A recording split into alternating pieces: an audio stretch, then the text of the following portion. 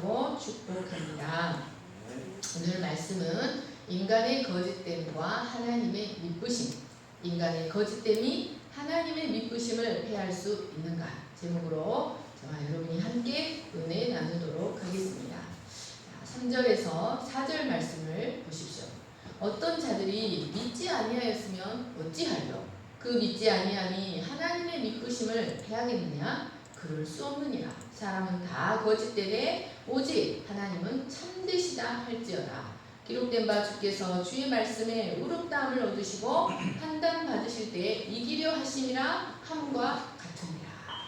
여러분, 바울은 앞에서 유대인이나 이방인이나 차별이 없이 모두 하나님 앞에서 행한 대로 심판을 받을 것이며 혈통적 유대인이 아니라 이면적 유대인이 참 유대인이고 할례도 육신의 할례가 아니라 마음의 할례가 참 할례다라고 하였습니다. 이러한 논증들은 유대인들로부터 반발을 사기에 충분한 것이었습니다. 그래서 그들은 가장 먼저 그러면 유대인의 나음은 무엇이며 할례의 유익이 무엇이다냐 라며 반론을 제기하였습니다. 이에 대하여 바울은 범사에 많으니 그 특권 중에 특권은 바로 하나님의 말씀을 맡은 것이다 라고 하였습니다. 이스라엘은 1500년이라는 시간 동안 하나님의 말씀을 보존하면서 그 말씀이 주는 특권들을 마음껏 누렸습니다. 그런데 문제는 그들이 그 말씀의 참된 의미를 이해하지 못했다는 것입니다. 그래서 하나님의 말씀을 잘못 인식함으로 하나님의 뜻을 이루는 데는 실패하고 말았다는 것이었습니다. 3절 말씀을 보십시오. 바울은 유대인들을 존중해 주고자 어떤 자들이라며 마치 소수의 유대인인 것처럼 말하고 있지만 사실은 대부분의 유대인들이 하나님의 말씀을 이해하지 못하고 믿지 못했습니다. 그들은 하나님께서 그들을 통하여 메시아를 보냄으로 온 세상을 구원하시겠다는 참으로 위대한 복음의 약속을 맡아서 그로 인한 엄청난 유익을 누렸습니다. 하지만 그들 대부분은 그 약속을 이해하지 못했고 믿음으로 화합하지 못했습니다. 3절에 믿지 아니함이라는 말은 단순히 믿음이 부족한 정도를 말하는 것이 아닙니다. 적극적으로 하나님을 배척하고 대적할 정도의 불신앙을 말합니다. 히브리서 4장 2절에서 3절을 보십시오. 그들과 같이 우리도 복음 전함을 받은 자이나 들은 바 그 말씀이 그들에게 유익하지 못한 것은 듣는 자가 믿음과 결부시키지 아니하니라. 이미 믿는 우리들은 저 안식에 들어가는도다.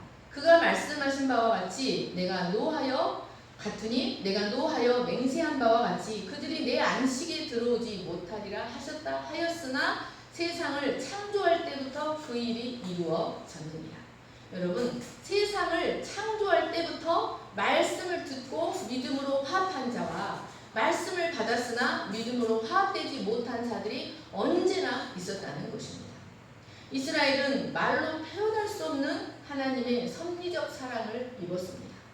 그들은 인류의 운명과 관련된 말씀을 부탁받았습니다. 하지만 그것들을 이해하지 못함으로 역사적으로도 늘 하나님을 배신했을 뿐만 아니라 그 말씀의 실체이신 예수 그리스도가 왔을 때는 그를 거부하고 그를 이방인의 손에 내어 죽이기까지 하였습니다. 바울도 얼마나 복음을 전하며 많은 유대인들로부터 얼마나 강한 저항에 직면해야만 했었습니까? 여러분, 이것은 하나님 편에서나 유대인 편에서나 참으로 마음 아픈 사건이 아닐 수 없었습니다. 그런데 이러한 현상은 오늘날도 여전히 동일하게 진행되고 있습니다. 이로 인해 유대인들이 제기할 수 있는 두 번째 질문이 있습니다. 그것은 그러면 우리가 믿지 않았다고 해서 하나님의 언약이 폐기되고 하나님의 미쁘심은 패해지느냐 하는 것이었습니다. 이 말은 유대인들이 믿지 않았다고 해서 이방인들과 똑같이 심판해 버리신다면 그들과 맺은 언약은 깨어진 것이냐? 그러면 하나님도 사람과 똑같이 신실하지 못한 분이 아니냐라는 것이었습니다. 이 말은 하나님이 정말 신실하시다면 비록 유대인들이 불성실하고 믿음으로 화합하지 못했다 할지라도 이방인들과 똑같이 심판하실 것이 아니라 유대인들로 하여금 믿게 해서든지라도 해서 그 언약을 유지시켜야 하는 것이 아닌가라는 말이었습니다. 그러니까 이 두 번째 질문은 하나님의 신실성에 대한 반론이었습니다. 여러분 4절 말씀을 보시면 바울의 대답이 무엇입니까? 결코 그럴 수 없다는 것이었습니다. 그런 일은 상상조차 할 수 없다. 왜냐하면 사람은 다 거짓되어도 이 말은 시편 116편 11절 말씀을 인용한 것으로 사람은 다 거짓말쟁이이지만 하나님은 절대적으로 참되시다. 참되시기 때문이다. 여기 참되다는 말은 진실하다, 정직하다라는 의미입니다. 여러분 하나님의 참되심 그리고 믿부심 즉 하나님의 정직하심과 하나님의 신실하심은 하나님의 중요한 성품 중에 하나입니다. 우리가 하나님을 절대적으로 신뢰할 수 있는 이유는 바로 하나님은 절대적으로 정직하시고 절대적으로 신실하기 때문에 우리는 그 하나님을 신뢰할 수 있습니다. 여러분 결코 그럴 수 없느니라 이 말씀은 세 가지의 의미가 있습니다. 첫째로 이는 유대인의 불신앙이 하나님의 신실함을 패하지 못한다는 것입니다. 다시 말해서 유대인을 이방인들과 똑같이 심판하신다고 해서 하나님의 신실하심이 패해지는 것이 아니다라는 말입니다. 즉 유대인들 대다수가 하나님의 약속을 이해하지 못하여서 그 약속을 대적했다 할지라도 하나님의 한 번 이스라엘과 맺으신 언약은 절대로 폐기되는 것이 아니다는 것이었습니다. 여러분 사람이 만든 법령이나 사람 사이의 약속은 언제든지 폐기될 수 있습니다. 언제든지 파기될 수 있습니다. 왜냐하면 인간은 참되지도 못하고 신실하지도 못하기 때문입니다. 사람과의 약속은 100% 완전하지 않습니다. 그러나 하나님의 약속은 어떤 경우에도 폐기되지 않습니다. 언약 당사자가 불성실하고 언약 당사자가 배반한다 할지라도 하나님은 자신의 약속을 그 약속을 신실하게 이루어 가십니다.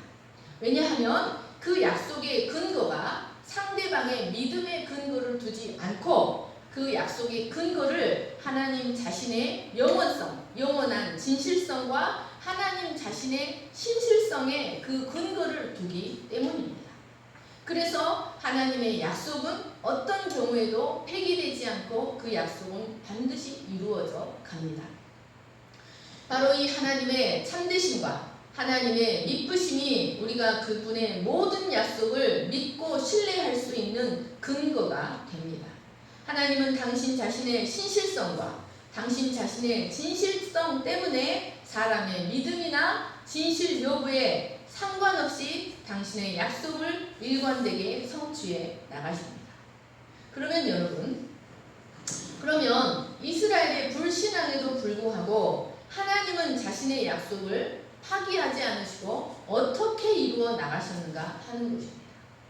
이스라엘 백성의 대부분이 하나님을 믿지 못했고 언약을 쓰레기처럼 여겼고 위선적이었고 하나님의 영광을 나타내지 못했는데 그러면 하나님은 그 언약을 어떻게 이루어 나가셨는가 하는 것입니다. 바로 남은 자들을 통해서입니다. 여러분 대부분의 유대인이 하나님의 말씀을 불신함으로 이스라엘과 하신 하나님의 약속이 무효화되어 버린 것처럼 보였지만 하나님은 종자씨를 남겨놓으셨습니다. 여러분 농부는 아무리 극심한 흉년이 와도 다음해의 파종을 위해서 종자씨는 남겨놓습니다. 종자씨는 먹지 않습니다. 마찬가지로 대부분의 유대인들이 배반하고 불순종했지만 하나님은 당신의 약속의 성취를 위하여 당신의 뜻에 순수하게 따르는 신실한 백성들을 남겨놓으셨습니다. 하나님은 그들을 사랑하시고 그들을 보호하심으로 그들을 통해 당신의 약속을 계속해서 이루어 나가셨습니다. 로마서 11장 2절에서 4절, 5절을 같이 읽겠습니다. 시작. 하나님이 그 미리 하신 자기 백성을 버리지 아니하셨나니 너희가 성경이 엘리야를 가리켜 말한 것을 알지 못하느냐? 그가 이스라엘을 하나님께 고발하되 주여 그들이 주의 선지자들을 죽였으며 주의 제단들을 헐어버렸고 나만 남았는데 내 목숨도 찼나이다 하니 그에게 하신 대답이 무엇이냐? 내가 나를 바알에게 무릎 꿇지 아니한 사람 7,000명을 남겨두었다 하셨으니 그런즉 이와 같이 지금도 은혜를 따라 남은 자가 있느니라. 여러분, 이것이 바로 하나님의 신실성입니다. 여러분, 하나님의 약속은 모든 이스라엘을 위한 것이 아니었습니다. 하나님의 약속은 남은 자들을 통해 이루어져 갑니다. 뿐만 아니라 하나님은 유대인들의 불신앙까지 사용하셨습니다. 여러분, 하나님은 유대인들의 불신앙을 통해 이방 세계에 복음의 문을 여셨습니다. 유대인들의 불순종으로 인해 예루살렘에서 야고보와 스데반이 순교를 당하였습니다. 그들의 패역함 때문에 하나님의 종 야고보와 스데반이 순교를 당한 것입니다. 그런데 이 일로 인해 수많은 유대인 제자들이 사마리아와 헬라 세계로 흩어졌습니다. 하나님은 이로써 유대인들을 통해 이방인들을 구원하고자 하셨던 당신의 뜻을, 하나님의 뜻은 유대인들을 통해 이방인에게 복음이 전해지고 유대인들이 이방인을 말씀으로 섬기게 하는 제사장 백성이 되게 하는 것이었습니다.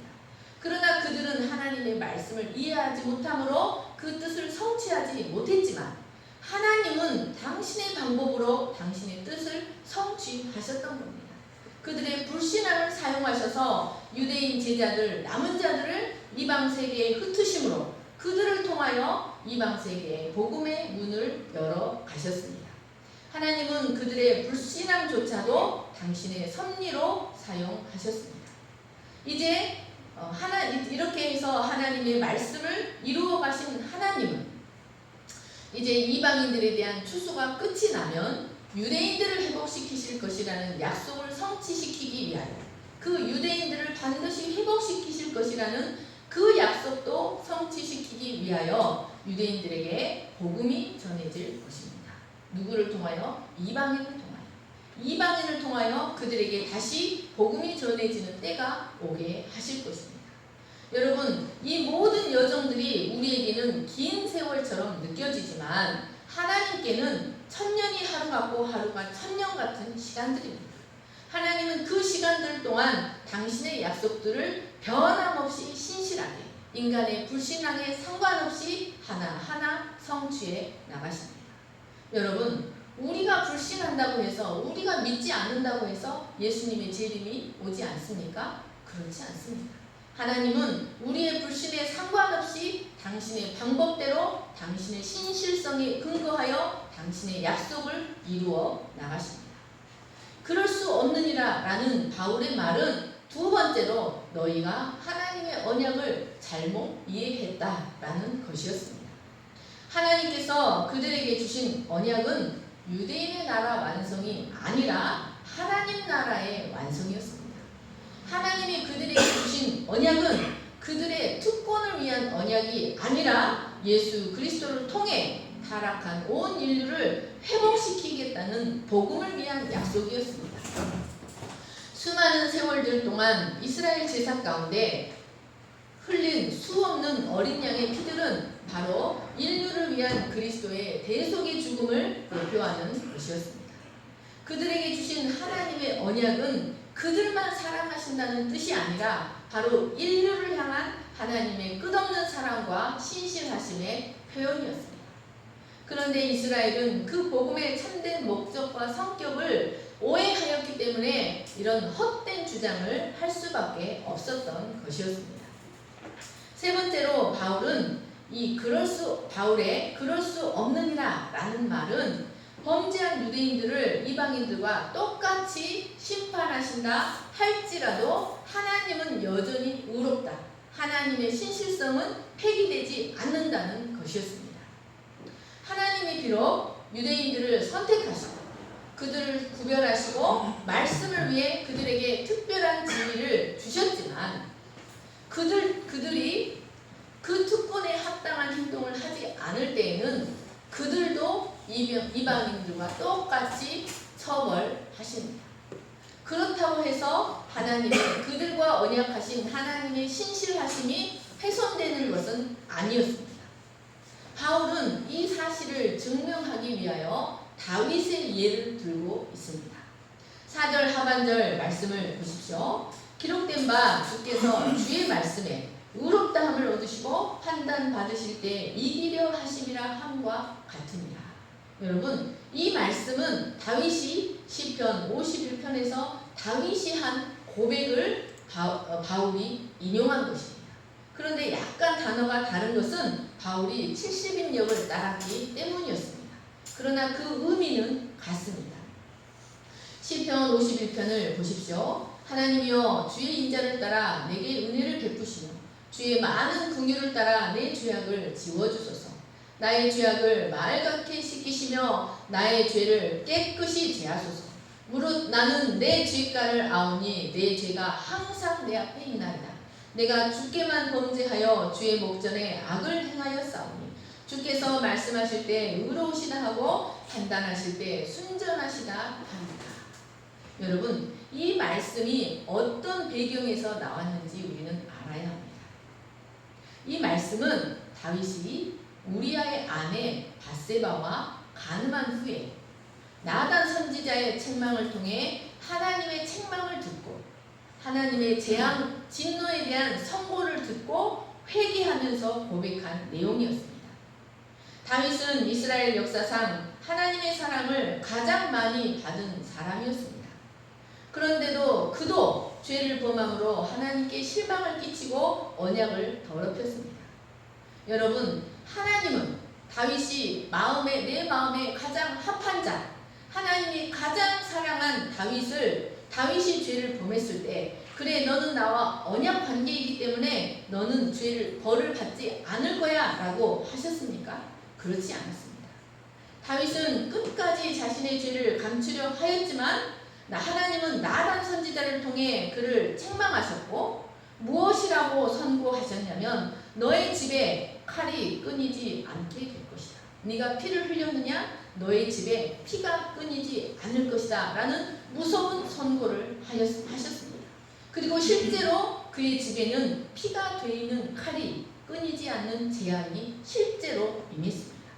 여러분, 그러면 다윗은 하나님 신실하지 않습니다. 나와 언약하셔놓고 왜 죄를 안 짓게 나를 지켜주시든지 아니면 죄를 지었어도 나를 용서해 주든지 하시지 왜 이렇게 나에게 무서운 재앙을 내리십니까? 라고 반발했습니까? 그렇지 않았습니다. 하나님이 옳습니다. 나는 거짓되지만 나는 불의하지만 하나님은 절대적으로 옳으십니다. 하나님은 의로우시며 하나님은 순전하십니다. 라고 고백했습니다. 여러분, 이 말씀은 하늘 법정, 천상의 법정, 성경에는 천상회의가 몇 군데 나옵니다. 하늘 법정에서 하늘 법정을 연상시키는 표현입니다. 여기 판단 받으실 때 이기려 하심이라 니케세이스는 법정 소송에서 반드시 승리하실 것입니다. 하나님이 승소하실 것입니다. 라는 의미입니다. 그러니까 천상의 법정에서 하나님과 다윗이 서로의 의로움을 가지고 법정 다툼을 하는데 그곳에서 마침내 다윗의 신실하지 못함과 거짓됨의 죄가 적나라하게 드러나고 하나님의 의로우심과 하나님의 참되심도 온전히 드러나 결국 하나님이 승소하게 된다는 말씀이었습니다. 그러니까 절대적으로 신실하시며 절대적으로 참되신 하나님이 한없이 거짓된 자신을 심판하시고 징계하시는 것은 절대적으로 옳다는 것이었습니다. 그가 이렇게 고백한 이유는 그가 하나님께서 자신의 죄에 대해서는 비록 무섭게 징계하셨지만 자신에게 하신 언약만큼은 깨뜨리지 않으셨기 때문이었습니다. 그의 죄에 대해서 하나님이 징계는 하셨지만 그와 맺은 언약만큼은 변함없이 깨뜨리지 않으시고 이어가셨습니다. 그래서 그는 나는 거짓되지만 하나님은 절대적으로 정직하십니다. 나는 불의하지만 하나님은 절대적으로 의로우십니다. 라고 고백할 수 있었습니다. 바울은 이 다윗을 통해 다윗의 예를 통하여 사람의 불신앙이 하나님의 신실함을 패하지 못하고 그들의 불신앙을 심판하신다 할지라도 그것이 하나님의 신실함을 패하는 것이 아님을 가르쳐 주고자 하였습니다. 여러분, 하나님은 인간으로부터 배신을 당하시지만 그 언약을 철회하지는 않으십니다. 왜냐하면 그 하나님의 구원 행위가 누군가의 특권을 위한 것이 아니라 당신 자신의 선하시고 아름다우신 뜻을 이루어가기 위한 것이기 때문입니다. 하나님의 언약은 사람의 신실함에 근거를 두는 것이 아니라 하나님 자신의 신실함에 근거를 두기 때문입니다. 그렇다고 할지라도 택한 백성의 불의에 대해서는 하나님은 반드시 심판하시고 징계하시는 하나님이십니다. 하나님의 변치 않는 신실하심, 이것이 바로 하나님과 이스라엘의 언약의 근거, 하나님과 우리의 언약의 근거입니다. 그러므로 이스라엘이 자랑해야 할 것은 그들의 혈통이 아니었습니다. 그러므로 이스라엘이 자랑해야 할 것은 그들이 오랫동안 보존해온 종교적 유전이 아니라 그럼에도 불구하고 그들의 패역함에도 불구하고 그 언약을 이어오신 하나님의 신실함을 그들은 자랑해야 했습니다. 5절 말씀을 같이 읽겠습니다. 시작. 그러나 우리 둘이가 하나님의 의를 드러나게 하면 무슨 말 하려? 내가 사람의 말하는 대로 말하느니 진노를 내리시는 하나님이 불의하시냐? 여러분, 유대인들의 세 번째 질문을 한번 들어보십시오. 그러면 결과적으로 우리의 불의가 하나님의 의를 드러나게 하지 않았냐? 그러면 우리의 불순종과 불신앙이 오히려 하나님 당신의 언약을 펼쳐가는데 유익이 되지 않았냐? 하나님의 신실하심과 영광을 더 생생하게 드러나게 했다면 하나님께서 우리에게 진노를 내리시는 것이 옳지 않은 것이 아닌가라고 하는 것이었습니다. 이것은 자신들의 죄를 합리화하고자 하는 그들의 궤변이었습니다. 자신들의 불의가 하나님의 의를 더 드러나게 하는 기회가 되었으므로 자신들의 불의를 심판하시는 것이 지나친 처사가 아니냐는 궤변이었던 것입니다. 이는 마치 집 나간 탕자 때문에 아버지의 사랑이 더 드러났으니 아버지는 그 아들을 벌할 것이 아니라 그 아들에게 감사해야 한다는 논리였습니다. 여러분, 이 말씀에 그러나, 그 다음에도 5절에도 그러나, 7절에도 그러나, 여러분, 이들의 그러나라는 말 속에 이 앞에 두 가지 말씀을 맡았다. 하나님이 그들의 불신앙으로 인해 그 하나님의 신실함은 폐기되지 않는다. 하나님이 그들을 심판할지라도 하나님의 신실성이 폐기되는 것은 아니다 라고 대답이 되었음에도 불구하고 계속해서 자신들을 합리화하기 위해서 극단적인 궤변을 늘어놓는 이들의 왜곡된 패역함, 자신들의 죄를 합리화하고자 하는 집요함, 타락된 성품을 볼 수 있습니다. 여러분, 그것은 그들의 죄를 합리화하기 위한 공허한 말장난일 뿐이었습니다. 사람이 자신의 불의가 드러나면 죄를 인정하고 회개해야 하는 것이 정상입니다. 그러나 이들은 바울을 통해 자신들의 불의가 드러나자 오히려 그것이 하나님의 신실하심을 드러내는데 기여했다고 주장하고 있습니다. 이는 참으로 어처구니 없는 패역함이었습니다. 여러분, 이처럼 타락한 인생들은 이런 왜곡된 성향을 보편적으로 갖고 있습니다. 그래서 어떤 부끄러운 일이나 잘못된 일이 발각되어도 결코 그것을 부끄러워하거나 자신의 잘못을 인정하려 들지 않습니다. 끝까지 합리화하고 정당화하며 책임을 남에게 뒤집어 씌우는 일을 서슴지 않습니다. 여러분, 이것이 바로 첫사람 아담의 후에 아담에게 속한 인간들의 보편적인 실상입니다.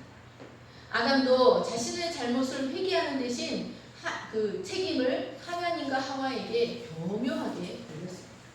그의 동생, 그의 아들 가인도 동생을 찾는 하나님의 물음에 내가 동생을 지키는 자입니까? 라며 반발했습니다. 이것이 바로 우리들의 현 주소요, 우리들의 자화상입니다. 우리는 다윗처럼 우리를 징계하신 하나님이 절대적으로 옳으십니다 라고 고백할 수 있어야 합니다. 우리의 불신앙에도 우리의 배반에도 불구하고 언약을 파기하지 않고 이어가시는 하나님만이 절대적으로 의로우시며 신실하시다고 고백할 수 있어야 합니다. 여러분, 그 고백이 일어날 때 우리의 삶에 언약이 실현됩니다. 그 고백이 있을 때 우리에게 진정한 자유와 회복이 일어난다는 것을 기억하시기를 축원합니다. 6절 말씀을 보십시오. 결코 그렇지 아니하리라. 만일 그러하면 하나님께서 어찌 세상을 심판하시리요. 이들의 궤변에 대한 바울의 두 번째 답도 결코 그렇지 않다. 하나님은 당신의 영광을 드러내기 위하여 인간의 불의를 사용하시는 분이 아니다. 사람의 죄는 선한 목적을 이루는 도구가 되지 못한다는 것이었습니다. 죄에 대한 태도는, 하나님의 태도는 언제나 단호합니다. 하나님은 그 누구도 악을 통하여 선을 이루도록 허용하시거나 조장하지 않으십니다. 그 대상이 누구가 되었든 그 이유가 무엇이든 사람으로 하여금 하나님은 자신의 불의에 대하여 공의로운 보응을 받게 하십니다. 여러분, 이들의 말은 이것과 같습니다. 가룟 유다가 배신하지 않았다면 예수님이 십자가에 못 박혀 죽을 수 있었겠냐? 그러니까 가룟 유다는 저주를 받아야 될 게 아니라 천국에 가야 된다. 가룟 유다는 하나님께 칭찬을 받아야 된다라고 말하는 것과 같습니다. 하지만 예수님은 그를 멸망의 자식이라고 하셨고 결국 그는 하나님의 긍휼을 입지 못하고 오그라져서 비참하게 죽었습니다. 인간의 불의가 하나님의 의를 더 드러나게 할 수는 있지만 하나님은 인간이 불의를 행하도록 조장하지 않으시고 불의를 행한 그 사람을 통해 영광받지 않으십니다. 불의를 행한 그 사람은 자기가 불의를 행한 대로 하나님의 진노를 받아야 합니다. 이러한 맥락으로 하나님께서 유대인이나 이방인이나 모두 불의를 행한 자는 차별 없이 심판을 받게 하신다는 것이 하나님의 공의였습니다. 아무리 특별한 약속과 특별한 지위를 받았다 할지라도 범죄하고 불의를 행하면 그에 상응하는 형벌을 받게 하시는 것이 하나님의 공의입니다. 만약 그렇지 않고 범죄를 해도 그에게 형벌을 내리지 않으십니다. 너는 나의 특별한 사랑의 대상이야 라고 해서 형벌을 내리지 않으신다면 하나님이 어떻게 온 세상을 공평하게 심판하실 수 있겠는가 하는 것이었습니다. 바울은 다윗을 통해 그 예를 보여주고 있는 것입니다. 그는 이스라엘 역사상 하나님의 사랑을 가장 많이 받은 사람이었음에도 불구하고 하나님은 그의 죄를 무조건 용서하심으로써 당신의 영광을 드러내고자 하지 않으셨습니다.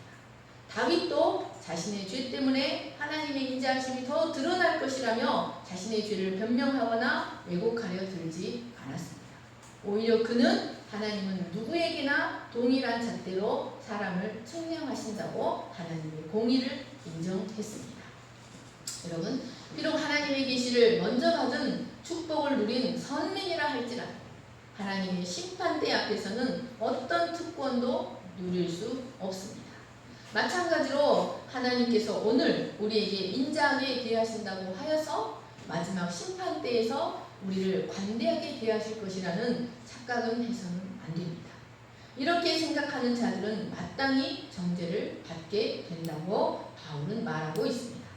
7절 8절을 같이 읽겠습니다. 시작. 그러나 나의 거짓말로 하나님의 참되심이 더 풍성하여 그의 영광이 되었다면 어찌 내가 죄인처럼 심판을 받으리요.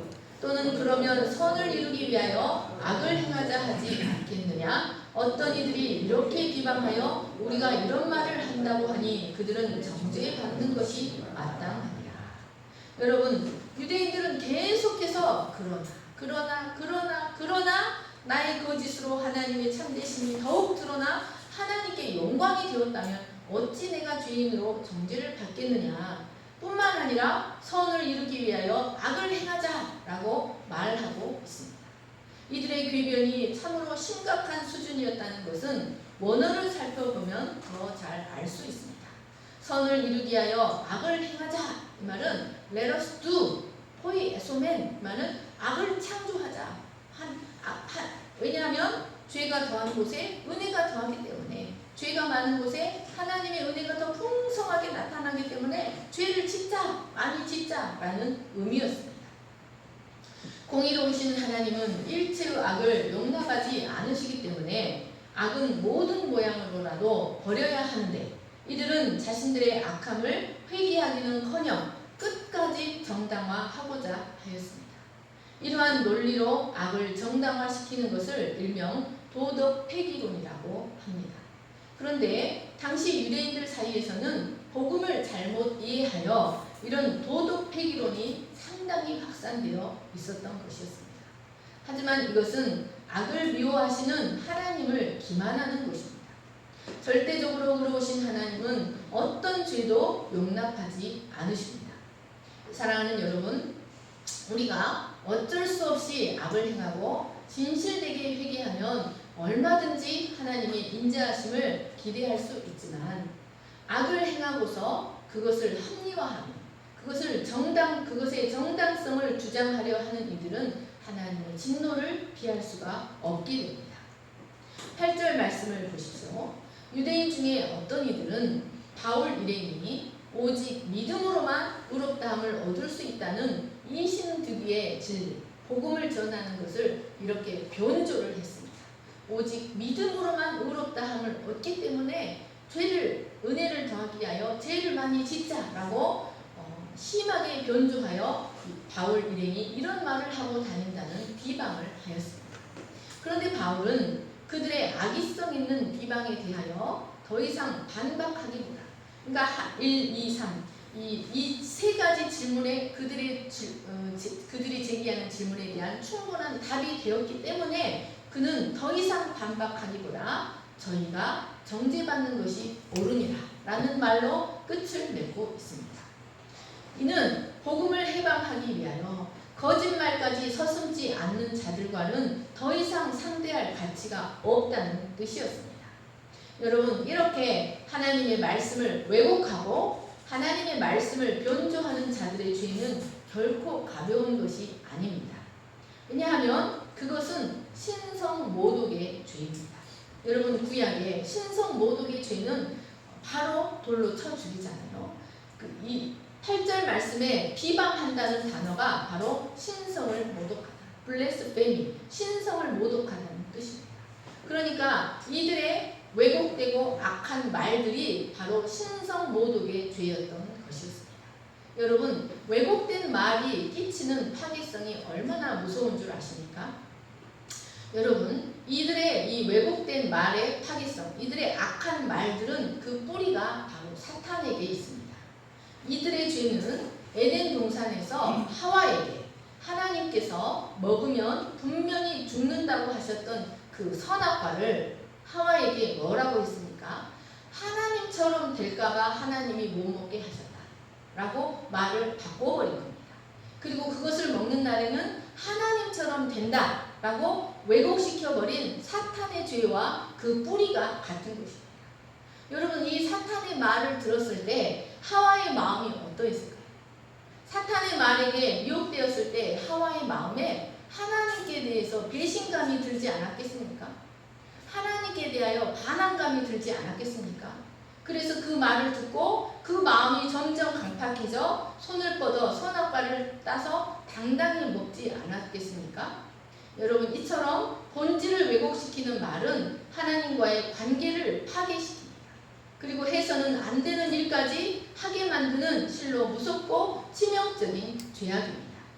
그래서 하나님은 당신의 말씀의 본질을 왜곡시킨 뱀의 죄를 물어서 종신토록 배로 기어다니는 비루한 존재가 되게 하셨습니다. 여러분, 이렇게 말을 왜곡시키는 자들의 죄는 참으로 큽니다. 그리고 결국에는 여자의 후손에 의해 머리가 상하게 되는 벌을 받게 하셨습니다. 이처럼 하나님의 말씀을 왜곡시켜서 연약한 자들을 담대히 죄를 짓게 하는 죄악은 심히 악마적인 것입니다. 그 심판과 저주가 결코 가볍지 않습니다. 그런데 유대인들은 교만과 강팍함으로 자신들의 죄를 합리화시키기 위하여 이런 왜곡된 행위들을 보여주었습니다. 바울은 2장 1절로부터 3장 8절까지 오늘 말씀까지 유대인들의 전적으로 타락한 모습, 전적으로 왜곡되고 폐역한 모습을 실감나게 보여주었습니다. 여러분, 어떤 면에서 이들의 모습은 우리의 모습과 같습니다. 여러분, 우리는 어떤 경우에도 하나님의 약속이 변개되지는 않지만 우리의 불의에 대해서는 똑같이 이방인들과 똑같이 징계하시고 심판하신다는 사실을 기억해야 합니다. 그리고 우리가 하나님 앞에 왜곡된 자들인지 하나님 앞에 남은 자들인지 하나님께서 남겨놓으신 7,000명과 같은 자들인지 우리의 믿음을 돌아볼 수 있어야 합니다. 아멘. 제가 기도하겠습니다. 사랑과 은혜가 풍성하신 하나님 아버지, 바울은 오직 누구든 믿음으로만 의롭다함을 얻을 수 있다는 이신득의 복음을 전하기 위하여 이방인들의 죄에 대하여 고발하였고 유대인들의 죄에 대하여 고발하였습니다. 이방인의 모습이 바로 우리의 모습이요, 유대인의 모습이 오류에 빠져있는 그 유대인들의 모습이 바로 우리의 모습입니다. 하나님은 유대인이나 이방인이나 차별없이 모두 행한 대로 심판하시는 공의의 하나님이십니다. 하나님 아버지, 우리가 이 하나님 앞에 자신들의 혈통이나 종교적인 유전이나 종교적 열심을 들고 하나님 앞에 나아갈 것이 아니라 오직 예수 그리스도의 의만을 의지하여 하나님 앞에 나아가서 하나님으로부터 의롭다 인정을 받고 그 언약적 축복을 누리는 저희들이 되게 하여 주시기를 간절히 기도합니다. 하나님의 말씀을 받았지만 하나님의 놀라운 인류의 운명을 쥐고 있는 하나님의 말씀을 받았지만 이스라엘은 그 말씀을 깨닫지 못했습니다. 하나님, 오늘 우리가 하나님의 의리의 말씀을 들으면서도 하나님의 약속의 말씀을 받았지만 그 말씀을 믿음으로 화합하지 못한다면 그 약속은 우리의 것이 될 수 없습니다. 하나님께서 우리에게 깨닫게 해주셔야 하고 우리에게 계시를 열어주셔야 우리가 그것을 깨닫고 하나님의 진실한 선민이 될 수 있습니다. 하나님, 우리가 하나님의 말씀을 깨닫고자 하게 하시고 진실한 마음으로 하나님의 진실된 선민이 되고자 하는 마음을 가지고 하나님 앞에 나아가게 하여 주시기를 간절히 기도합니다. 하나님, 우리가 마당만 밟지 않게 하시고 우리가 사람의 전통으로 가르치지 않게 하시고 하나님의 진리의 말씀을 올바르게 깨달아 하나님의 남은 자들이 될 수 있도록 축복하여 주시옵소서. 감사하며 거룩하신 예수님의 이름으로 기도합니다. 아멘. 주님 다시 오실 때까지 우리 일어나셔서 찬양하실 거냐.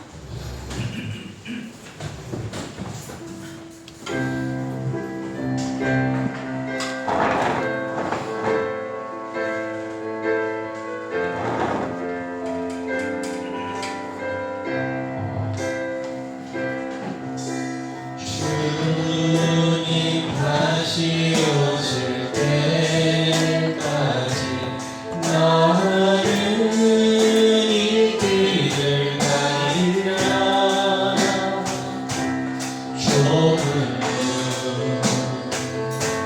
좁은 길 나의 십자가 지고 나의 가는 이 길 끝에서 나는 주님을 보리라. 영광의 내 주님, 나를 맞아주시. 주님 다시 오실 때까지 나는 일어나 달려가리라. 주의 영광 온 땅 덮을 때 나는 일어나 노래하리. 내 사모하는 주님 온 세상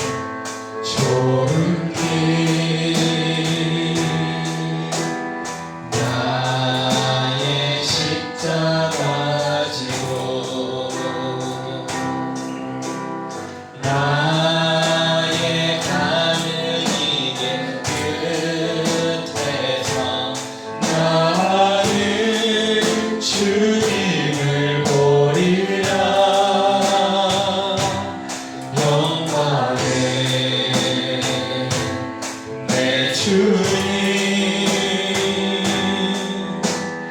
나를 맞아주신 주님 다시 오실 때까지 나는 일어나 달려가리라 주의 영광 온 땅 덮을 때 나는 일어나 노래하리 내 사모하는 주님 온 세상 구주시라 내 사모하는 주님 영광의 왕이시라. 하나님 아버지, 내가 그것을 깨닫지 못했다고 해서 나의 패역함이 합리화될 수 있습니다. 내가 그 말씀을 깨닫지 못하고 하나님의 언약을 깨닫지 못했다고 해서 나의 불의함과 나의 완고함과 나의 패역함이 덮어질 수 있는 것입니다. 하나님이 우리를 심판하신다 할지라도 그 하나님은 절대적으로 의로우신 하나님이십니다. 우리는 우리의 죄를 합리화할 수 없으며 하나님 앞에 우리의 죄를 변명할 수 없습니다. 하나님 앞에서 우리의 특권을 주장할 수 없고 우리의 혈통이나 우리의 종교적 열정도 하나님 앞에 주장할 수 없습니다. 온 세상을 공의로 심판하시는 하나님은 유대인이나 이방인이나 믿는 자나 안 믿는 자나 모두 공평하게 심판하십니다. 이 하나님의 공의 앞에 우리가 늘 서게 하여 주시기를 간절히 기도합니다. 우리가 의지할 것은 오직 예수 그리스도의 보혈밖에 없음을 깨닫고 우리의 불의함을 덮을 수 있는 것은 오직 예수 그리스도의 의밖에 없음을 깨닫고 그리스도의 의만을 붙드는 저희들이 되게 하시고 그 의 때문에 불의를 담대히 행하는 자들이 아니라 그 의 때문에 더욱 거룩을 향해 나아가고 더욱 하나님을 향해 나아가는 저희들이 되게 하여 주시기를 간절히 기도합니다. 하나님 아버지, 우리가 오늘 자신을 위하여 하나님을 섬기는 자들입니까? 아니면 하나님의 부르심에 감사하는 하나님 그 자체가 우리를 구원하시고 우리를 사랑하시고 우리를 돌보아 주시는 그 하나님의 사랑 자체가 또한 우리 때문에 예수 그리스도까지 허락하셔서 패역한 우리를 회복시켜 가시는 그 하나님이 감사해서 하나님을 섬기는 자들입니까? 우리가 이 땅을 살아가지만 하나님 땅의 백성으로 살아가지 않고 하늘의 백성으로 살아가는 자들입니까? 하나님, 우리가 과연 정말로 하나님 앞에 남겨진 7,000원과 같은 자들인지 우리의 형주소를 돌아보게 하여 주시옵소서. 이제는 우리 주 예수 그리스도의 은혜와 하나님 아버지의 거룩하신 사랑과 성령의 감동과 교통하심이 하나님을 진실한 마음으로 사랑하고 하나님처럼 그도 우리도 하나님 앞에 신실하기를 소망하는 모든 우리 위에 영원토록 함께 하시기를 간절히 축원하옵나이다. 아멘.